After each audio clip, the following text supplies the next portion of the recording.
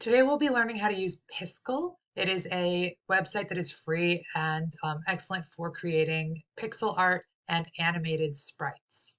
A sprite is just a character from a video game, but you could animate any kind of pixel art. It doesn't have to be for a video game using this website. So as always, we're going to start by signing in, and you'll be able to create an account using your GMHS email. So you'll click sign in, and it's already taking me to mine, but you will use your GMHS to create a login. And from here, you're going to hit Create Sprite, and it'll bring you to this screen. So first thing to notice is it is going to be a pretty small canvas. If you click Resize, it is 32 pixels by 32 pixels. That's perfect for what we're doing. Leave it just like that. For our demonstration, I'm going to be creating a watermelon. So I'm going to start by creating a palette. I'm going to make a new palette, call it watermelon. And I've got black. What other colors do I need? Let's make a good kind of pinky red. And once I have all of my colors set, I'm going to hit save. So I'm going to start by just drawing a fun little watermelon. I've got my pen tool over here, and I also have something called a vertical mirror pen. This is really convenient if you're drawing something symmetrical, meaning the same on both sides. And I can use that to grab one of my colors here out of my palette and just start drawing it. So I've got my watermelon shape. Now I've got the outline. I can actually use this paint bucket tool to fill it in. It would help if I hadn't done it all goofy. And then I can come back to my mirror pen and pick that lighter pink and go around my outline. You notice I'm not just drawing a straight line like that. I am actually clicking where I need it to be so that there's that little gap. And if I look over here at my preview, it gives it a nice rounded appearance, or as rounded as it can be with pixel art. And I just went ahead and filled in the rest of the colors there, and that's good enough for now, just for the sake of this demo. Now over here are my layers. Right now I'm on layer 1. I'm going to rename that and call it watermelon, and hit enter on my keyboard to save that file name, that layer name. Now I'm going to create a new layer for the background, and I'm going to rename it, call it background, hit enter, but it is above the watermelon layer, so I'm going to click it there to move the layer down. Now working on the background layer, I'm going to grab this bright blue that I made in my palette, use the paint bucket and fill that in, and then I'm going to use some of this darker blue to create a kind of ground space over here. And then I'm going to add this a little bit of a fade in using this dithering tool. So I'm selecting the dark and the light blue using the dithering tool and just putting a stripe there is going to create kind of like a gradient effect. So if I want to just animate this watermelon, we're just going to make a basic animation. I can come over here and duplicate the frame. So now I have two frames. I have this picture and this picture. They're exactly the same right now. But if I use the move tool to grab this watermelon and move it down a notch, then all of a sudden I have an animation. You can see it moving over here. I can slow down the speed of that. I can increase the speed of it. I'm leaving it at 12 FPS for now because that's a pretty standard animation speed. I'm going to keep duplicating it and moving it down one so that I can get just a little up and down animation. So now I can see the preview over here.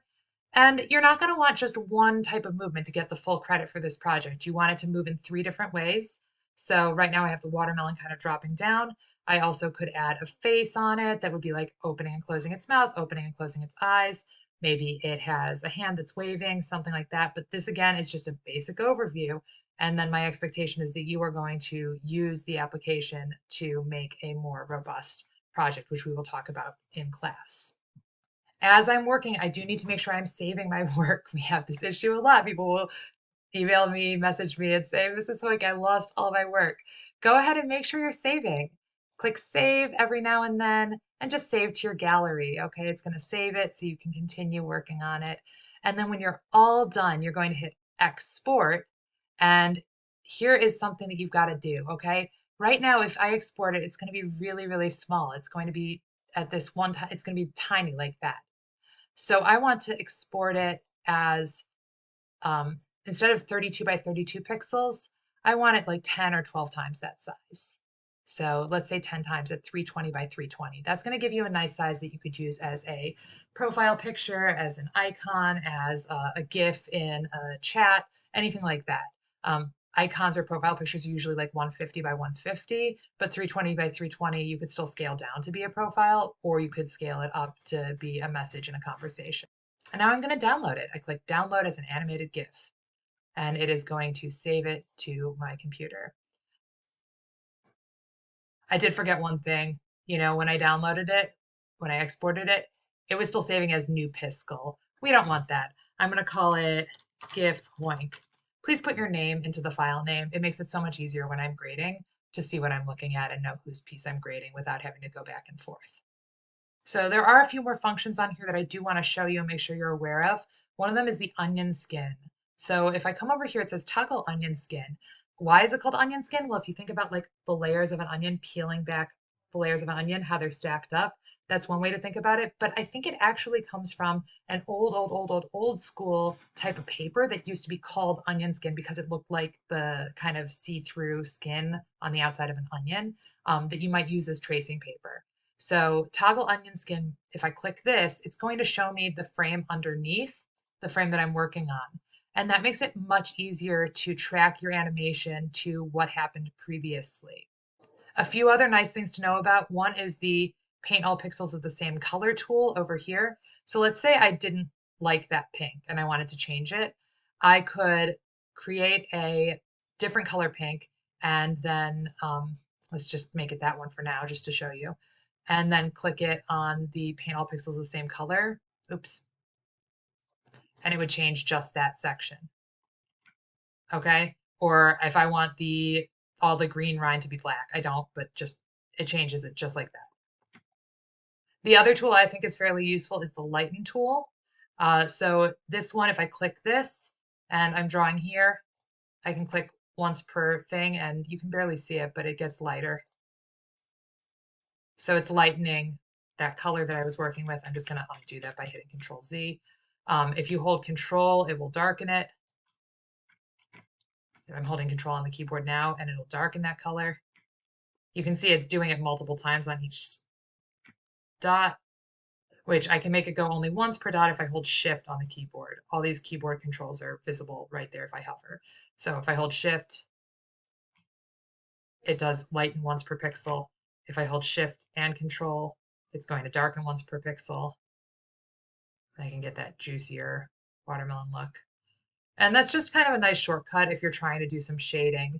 And let's say I do want to add that color to my palette so I can grab it later. I can use the color picker tool, grab it like that, and then manage the palette over here to make that change. So I hope you have fun with this. This is another sprite that I made. It's a little bouncing strawberry. It's got a little splash, and I'm going to keep working on this and making it so its eyes opens and close, and it's got a little smile. I hope you have fun with this and really give it your best effort. And as always, contact me if you have any questions.